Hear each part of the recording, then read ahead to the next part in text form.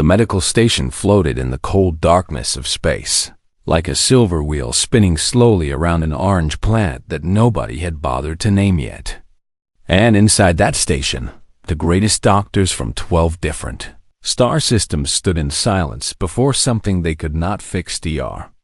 Yeveth pressed her 4 hands against the observation glass and watched the creature on the other side.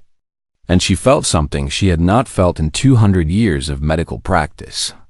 And that feeling was complete and total helplessness. The Cathari lay curled in the center of the massive containment chamber, a beast so large that the engineers had needed to remove 3 walls just to fit it inside.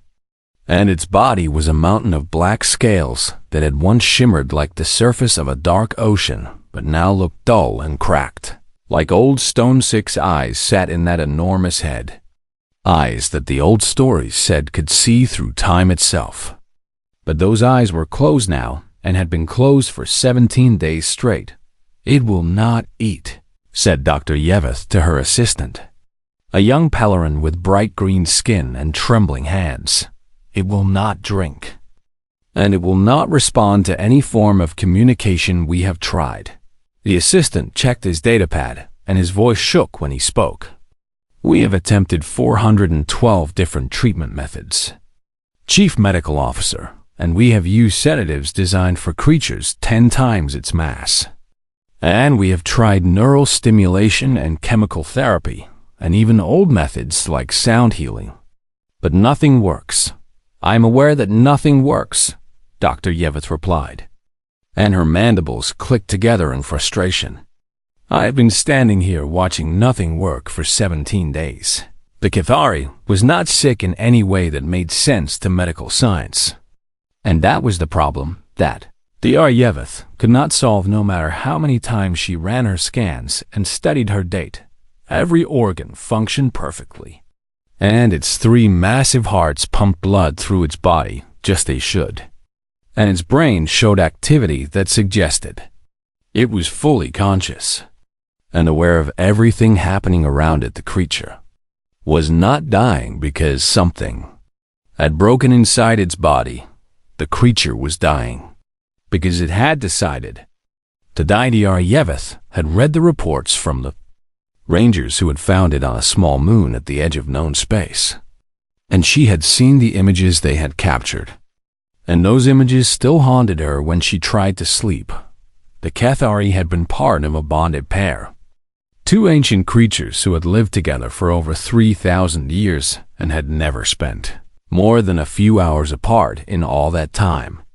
And their bond was something that scientists from every world had studied and marveled at, but poachers had come to that small moon looking for trophies and rare biological materials. And they had killed the other Cathari with weapons that should never have existed. And they had left this one alive because their ship had been too small to carry both bodies. The Rangers had arrived too late to save anyone, but too early to let the survivor die in peace. Now this last Cathari lay in a medical station surrounded by doctors who could heal almost any wound in the galaxy but could not heal a broken heart. "The Galactic Council has sent another message," the assistant said quietly. "They're asking for an update on the patient's condition." Dr. Yeveth made a sound that in her species meant something between a laugh and a scream. "Tell them the patient's condition is unchanged. And tell them the patient's condition will remain unchanged until the patient decides to stop breathing, which could happen tomorrow or could happen in an hour. They will not accept that answer. Then they can come here and try to fix this themselves." The assistant hesitated before speaking again. "Chief Medical Officer, the Council has classified the Cathari as a keystone species, and they say its death could destabilize the entire ecosystem of the Verith cluster. And they say we must find a solution." Dr. Yeveth turned away from the glass and looked at her assistant with eyes that had grown tired and old in just 17 days. "I know what the Council says, and I know what the scientists say, and I know what the politicians say, but none of them are here watching this creature choose death over life without its mate. She walked to her desk and sat down, heavily in her chair, and stared at the wall of failed treatment plans that covered every surface of her office. "We have tried everything that medical science can offer," she said, more to herself than to her assistant.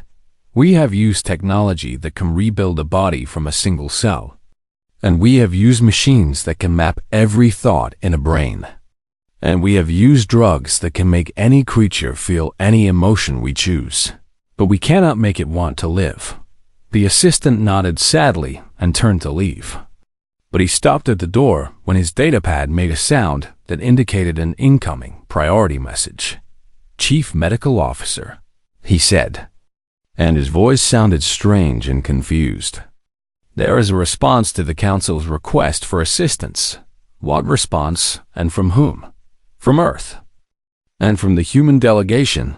Dr. Yevith sat up straighter in a chair, because humans were a species that the galaxy had not yet figured out. A young race that had only been traveling between stars for a few hundred years, but had already made a reputation for themselves as creatures who did impossible things for impossible reasons. What do the humans want? The assistant read the message 3 times before he answered, because he was certain he must be misunderstanding something. "They want to send someone to help with the Cathari." "What kind of someone? And what do they think they can do that we have not already tried?" The assistant looked up from his datapad with an expression of complete bewilderment on his green face. "They want to send a child," he said. "A human child who is 7 years old." Dr. Yevith stared at her assistant for a long moment before she started to laugh.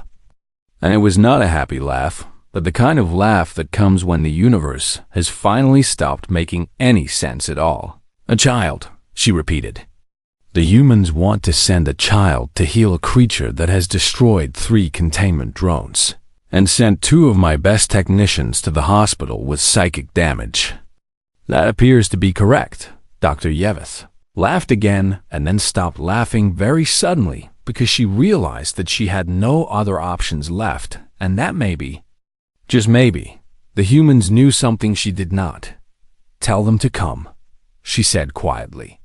"Tell them to bring their child, and tell them that if this does not work, then I want someone to explain to me what exactly humans think they are doing." The assistant hurried away to send the message, and Dr. Yevith turned back to the observation glass and watched the dying giant breathe slowly in and out. "What are you humans planning?" she whispered to the empty room. "And why do I have the strangest feeling that you might actually know what you are doing?" The Cathari did not move and did not open its eyes. But somewhere deep in its ancient mind, it felt something change in the air around it. Something small and warm and approaching from very far away for the first time in 17 days. One of its 3 hearts beat just a little bit faster. The human ship arrived at the medical station 3 days later, and it was a small vessel compared to the massive cruisers that other species used for diplomatic missions. But it moved through space with a quiet confidence that made the station's security officers nervous. Ambassador Chen Wei-Lin stepped off the ship first, and she was a small woman with gray hair pulled back in a tight knot and eyes that had seen many things that most humans never see. And she walked with the kind of calm that comes from knowing exactly what you are doing, even when everyone else thinks you are crazy. Behind her came a boy, Marcus. Chen was 7 years old and had brown skin and curly black hair that his grandmother had tried to comb flat, but that had already started to spring back up in all directions. And he wore simple clothes and carried a small backpack decorated with cartoon rockets and stars. Dr. Yevith met them in the docking bay with a team of security personnel and a team of medical staff and a very long list of reasons why this plan was going to fail. "Ambassador Chen," she said, and her mandibles clicked in a pattern that her translator rendered as polite skepticism. "I must inform you that the Galactic Council may have approved this mission, but I have serious concerns about placing a child anywhere near the Cathari."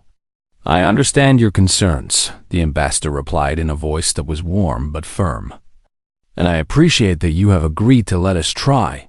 I did not agree to anything, and I was given orders that I could not refuse. And I want you to know that I think this entire plan is extremely dangerous and possibly insane." Marcus looked up at the alien doctor with curious eyes that held no fear at all, and he tugged on his grandmother's sleeve. "Grandma, is that the doctor who is taking care of the big animal?"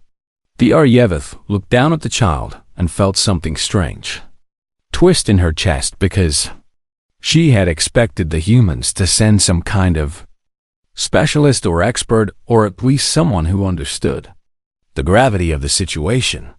But this was just a small boy who called a dying god a big animal. "I am the chief medical officer of this station," she said to Marcus. "And yes, I am trying to take care of the Cathari. But I have not been very successful." "That is okay," Marcus said with a small smile. "Sometimes helping someone is really hard. And that does not mean you are bad at your job." Dr. Yeveth did not know how to respond to that. So she turned back to the ambassador and continued her list of concerns. "The Cathari has shown extreme hostility to anyone who enters its containment chamber. And it has psychic abilities that can cause severe damage to unshielded minds. And it has not responded positively to any living being since it arrived at this station." "I understand," said the ambassador. "The creature weighs approximately 40,000 kilograms and could crush your grandson without even noticing he was there." "I understand. We have emergency protocols in place, but there is no guarantee we can extract the child quickly enough if something goes wrong." "I understand all of this," the ambassador said calmly. "And I still want Marcus to try." Dr. Yeveth made the sound that meant frustration in her species and looked at the boy again. "What exactly do you think this child can do that our best doctors and our most advanced technology could not accomplish?" The ambassador smiled in a way that made Dr. Yeveth feel like she was missing something very obvious. "He can sit with it." "He can what?" "He can sit with it, and he can talk to it. And he can be present with it in its pain. That is not a treatment. And that is not a medical procedure. And that is not anything that I can put in a report to the Galactic Council." "No," the ambassador agreed. "It is not any of those things, and it is also the only thing that might actually work." Yeveth wanted to argue more, but she had no arguments left because she had tried everything that made sense, and everything that made sense had failed. "Come with me," she said finally. "I will show you the observation deck and you can see the creature for yourself. And then maybe you will understand why I think this plan is impossible." They walked through the station's corridors, and Marcus held his grandmother's hand and looked at everything with wide, curious eyes. At the alien crew members who stopped to stare at him. At the strange plants growing in the walls. At the windows that showed the orange planet spinning slowly below when they reached the observation deck. Yeveth pressed a button and the lights in the containment chamber rose slowly to reveal the Keth-era Marcus. Stopped walking and his mouth fell open. The creature filled the chamber like a living mountain. And even curled up on itself. It was larger than anything Marcus had ever seen. Larger than buildings, larger than ships. Larger than his imagination had been able to prepare him for. Its scales were dark as night and covered with patterns that seemed to move when you looked at them too long. And its 6 closed eyes were each bigger than Marcus himself. And its breath came in slow, heavy waves that made the observation deck vibrate beneath their feet. "Do you see now?" Dr. Yeveth said quietly. "Do you understand what you are asking to approach?" Marcus did not answer for a long moment. And when he finally spoke, his voice was soft and sad in a way that made both adults turn to look at him. "It is so alone in there," he said. "It is so alone and so sad and nobody has hugged it." Yeveth felt her translator struggle with the word hugged because her species did not have an equivalent concept. "I do not understand what you mean.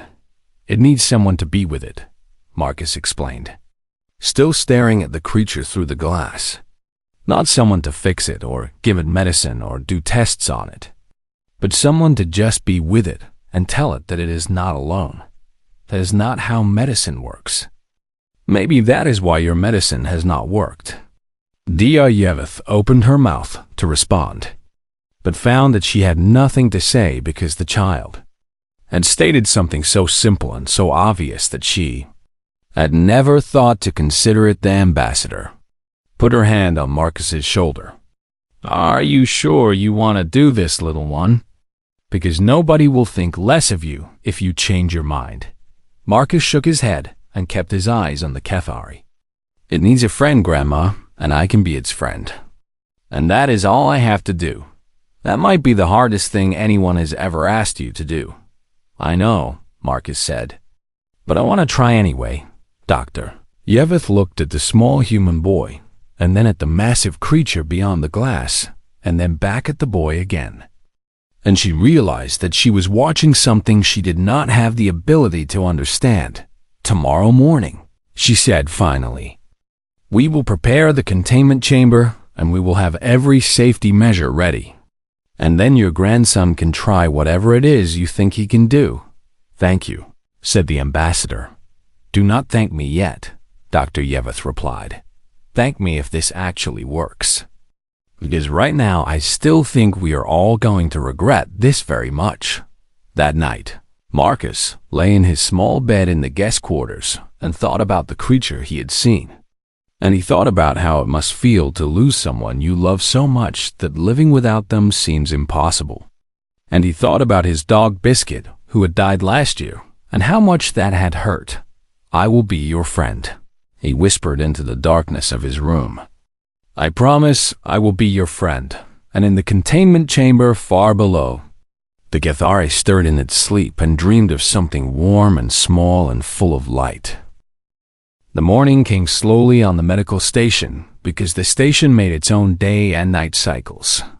And Marcus woke up before his grandmother called for him, and he put on his favorite blue shirt, and he packed his backpack with things he thought he might need. He packed crayons and paper because he liked to draw, and he packed a small stuffed animal that looked like a bear because everyone needs something soft to hold.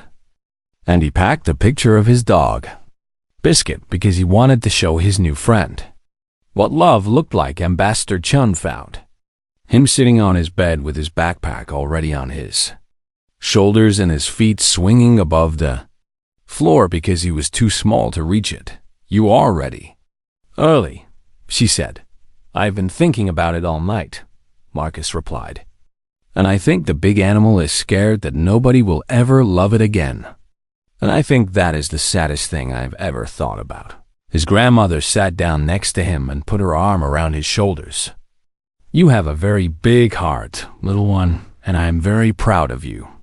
But I need you to promise me something. What? If you feel scared or if you feel like something is wrong, I want you to leave right away, because no one will be upset with you and no one will think you failed. Marcus nodded seriously. I promise, Grandma, but I do not think I will be scared, because I think the big animal is more scared than I could ever be. They walked together to the containment level where Dr. Yeveth and her entire medical team waited with nervous expressions and equipment that beeped and hummed and flashed with lights of every color. We have prepared everything, Yeveth explained as she led them to the airlock that opened into the chamber. There are sensors that will track his vital signs constantly, and there are emergency extraction drones that can reach him in 3 seconds. And there are 40 armed response units standing by in case the creature becomes aggressive. Thank you for taking such care, the ambassador said. I am not doing this because I believe it will work, Dr. Yeveth replied. I am doing this because I have no other options and because the Council has ordered me to cooperate with whatever insanity the humans have planned. Marcus tugged on Dr. Yeveth's robe and looked up at her with his big brown eyes. Dr. Yeveth, can I ask you something? The alien doctor looked down at him and felt that strange twisting feeling in her chest again. Yes, child, you may ask. When you tried to help the big animal, did you ever just sit with it and not do anything? That would be a waste of time and resources. But did you try it? Dr. Yeveth paused and realized that no. They had never tried simply being present without attempting treatment or measurement or intervention of any kind. No, we did not try that. Then maybe that is what it needs, Marcus said with a small shrug.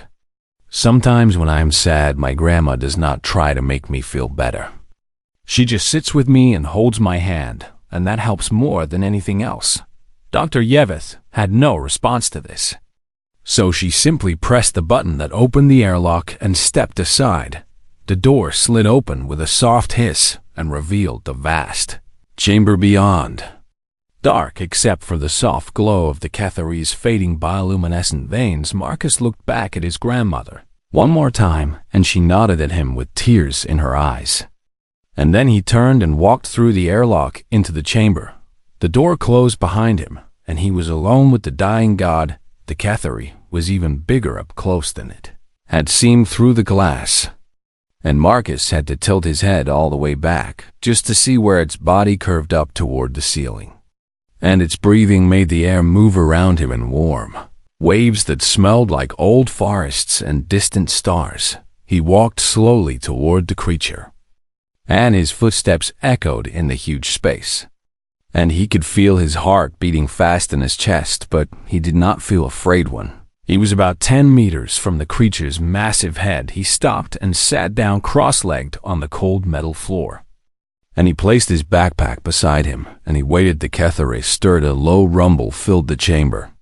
A sound so deep that Marcus felt it in his bones rather than heard it with his ears. And it was a warning sound. A sound that said, "Go away and leave me alone, and I want nothing from your world." Marcus did not move in the observation deck above.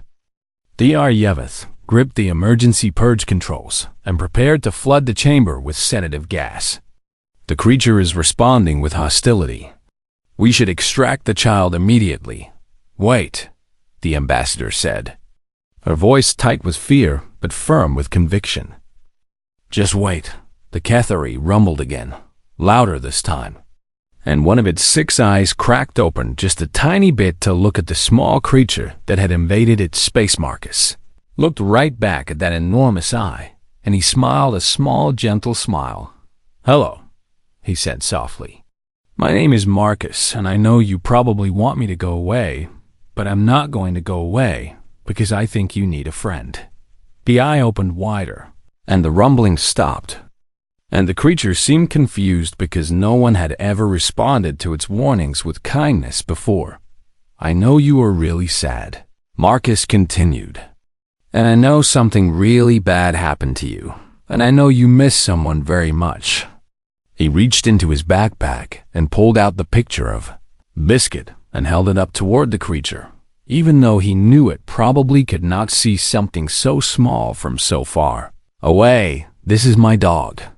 Her name was Biscuit, and she died last year.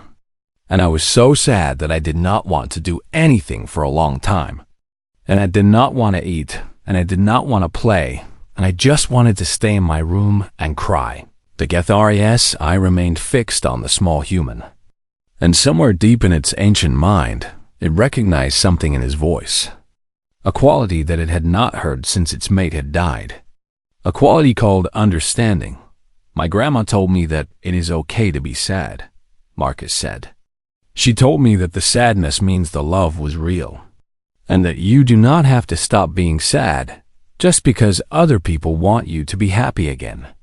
He put the picture away and folded his hands in his lap and looked at the creature with nothing but gentle patience in his eyes. "So I am not going to ask you to be happy," he said. "I am just going to sit here with you because I do not think you should have to be sad all alone."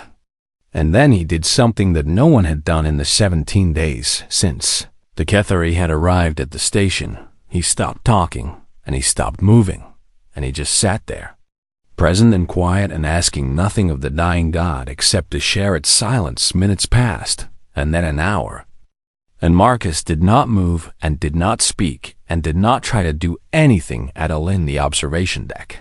Dr. Yeveth watched her sensors with growing amazement because the creature's vital signs were changing.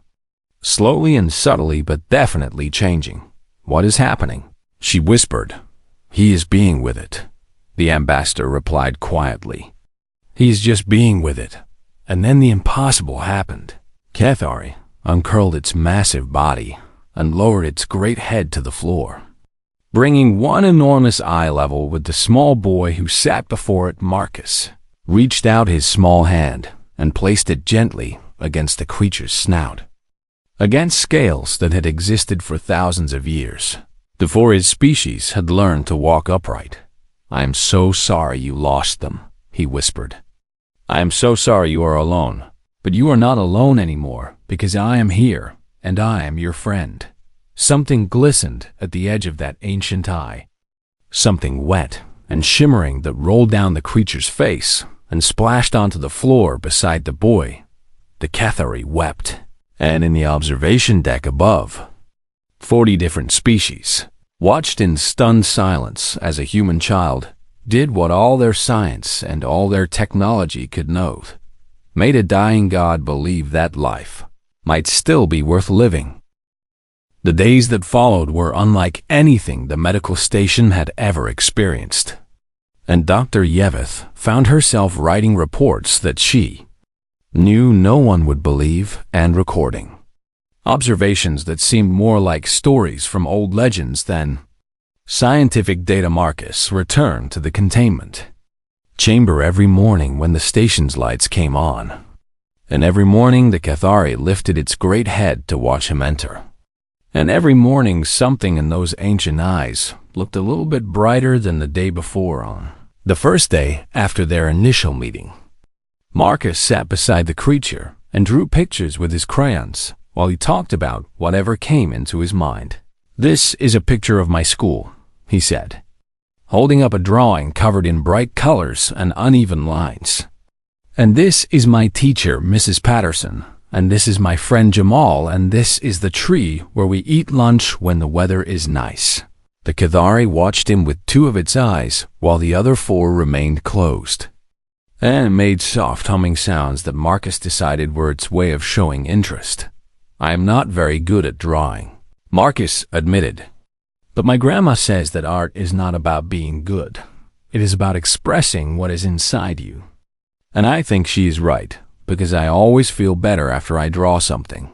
He held up another picture, this one showing a large dark shape surrounded by stars and a small figure with curly hair standing next to it. This is you and this is me, and we are friends. The medical team watched from above and recorded every moment.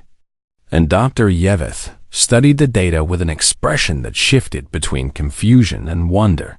The creature's serotonin analogs are increasing, she reported to her staff, and its cellular decay has slowed by 47% since yesterday. And its neural activity shows patterns that I have never seen before in any species. What kind of patterns? Asked her assistant. Patterns that look like hope, Dr. Yeveth replied quietly, although I have no scientific basis for making that assessment. On the second day, Marcus brought his stuffed bear into the chamber and introduced it to the Cathari with great seriousness. This is Mr. Buttons, he said, and he has been my friend since I was very small. And he helped me feel safe when I was scared of the dark. And I thought maybe you could hold him for a little while, because everyone needs something soft to hold. He placed the small bear against the creature's massive snout, and the Cathari did not move, did not breathe too hard, did not do anything that might disturb the tiny offering from this tiny being, and somehow that felt like a miracle to everyone watching. On the third day, Marcus told the creature about Earth. It is mostly blue because of all the water, he explained. And there are mountains that are so tall they have snow on them all the time. And there are forests where the trees are so big you can live inside them. And there are deserts where nothing grows but the sand makes beautiful patterns when the wind blows. He talked about thunderstorms and how they used to scare him, but now he thought they were exciting. And he talked about the ocean and how it sounds like the whole world breathing. And he talked about how his grandmother makes soup when he is sick, and how the smell of it makes everything feel better.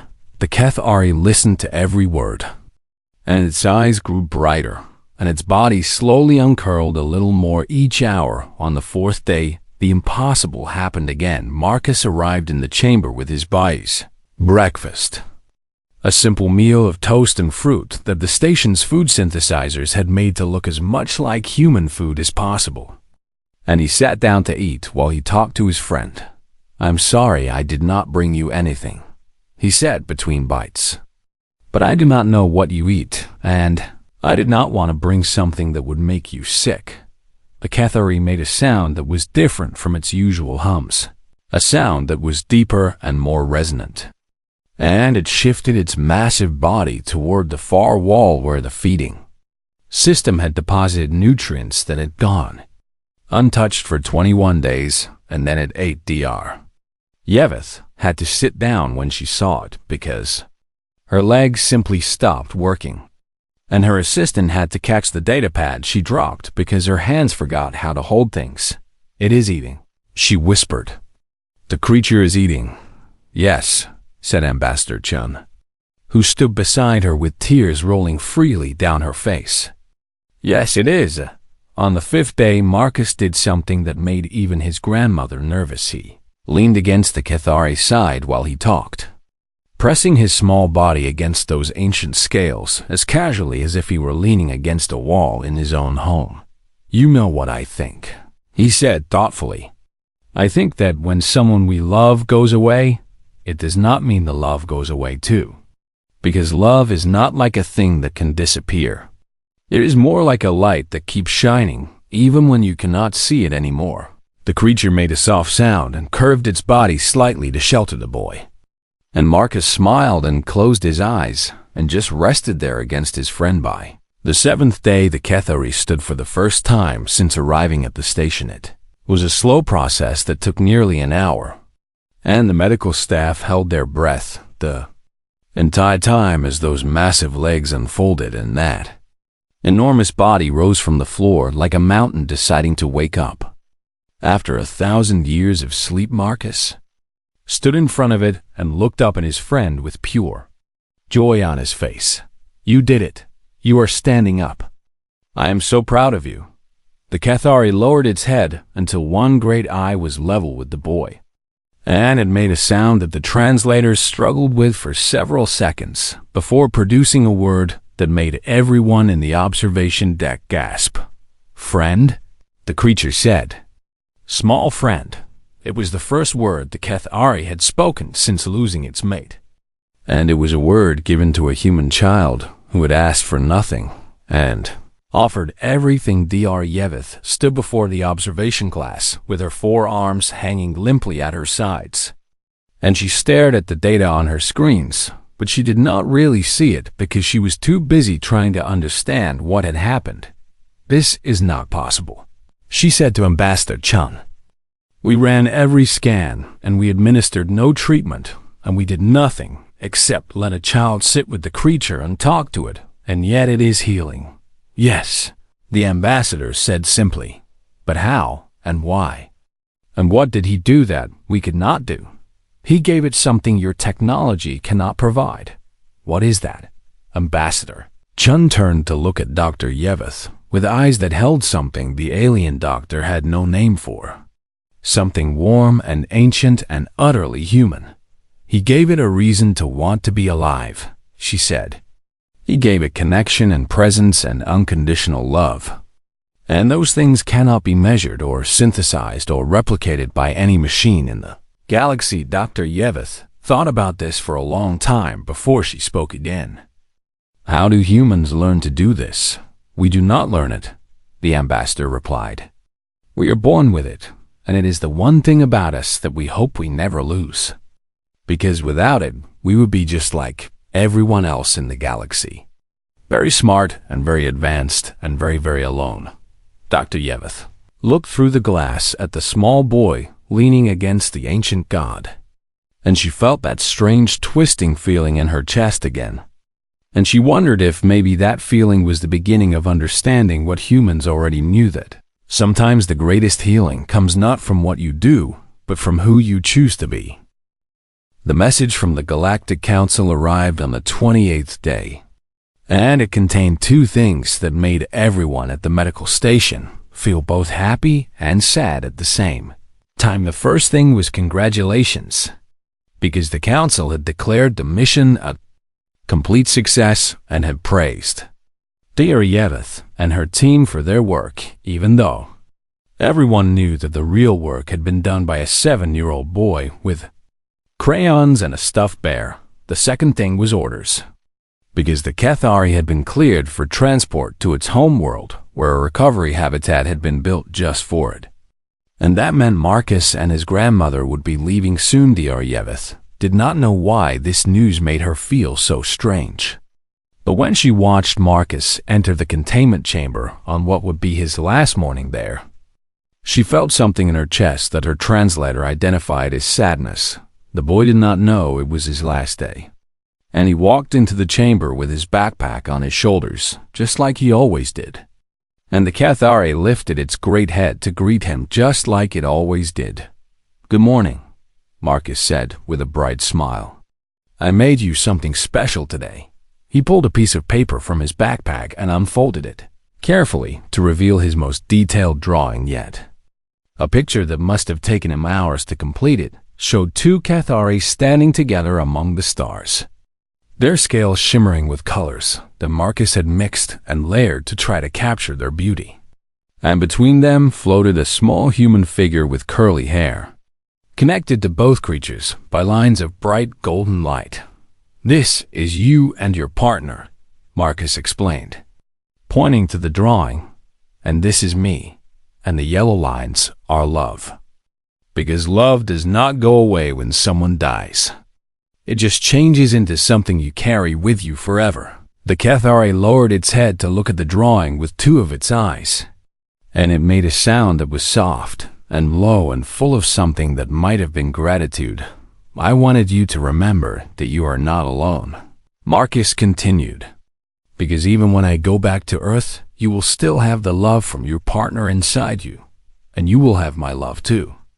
Because I will think about you every day, and I will tell everyone about my friend, who is the biggest and most beautiful creature in the whole galaxy." From the observation deck, Ambassador Chun watched with tears in her eyes. And beside her, Dr. Yevith stood very still with an expression that her species rarely wore. An expression that looked almost human. "When are you going to tell him?" Dr. Yevith asked quietly. "I will tell him today," the ambassador replied. "After he says goodbye? He does not know this is goodbye." "No, but I think part of him understands. Because children often know things that adults think they are hiding." In the chamber below, Marcus had put his drawing away and was now sitting in his usual spot against the Cathari's side. And he was quiet in a way that was different from his usual comfortable silence. "I had a dream last night," he said finally. "And in my dream, you were flying through space with stars all around you, and you looked really happy. And I woke up and I felt happy too, even though I did not know why." The Cathari made a rumbling sound that vibrated through Marcus's whole body, and he laughed because it tickled. "I think the dream meant that you were going to be okay," he continued. "And I am really glad, because I was worried about you when I first came here. But now I am not worried anymore." He turned and pressed his forehead against the creature's scales, and he closed his eyes and just breathed for a moment. "Whatever happens," he whispered, "I want you to know that being your friend has been the best adventure I have ever had, and I will never forget you. Not ever. Not even when I am old like my grandma." The Cathari shifted its massive body and curved around the boy in a gesture that looked almost like an embrace. And it spoke in that deep, resonant voice that still made the translators struggle. "Small friend," it said. "Hard friend, light in dark." Marcus smiled with his eyes still closed. "You are my light in dark too."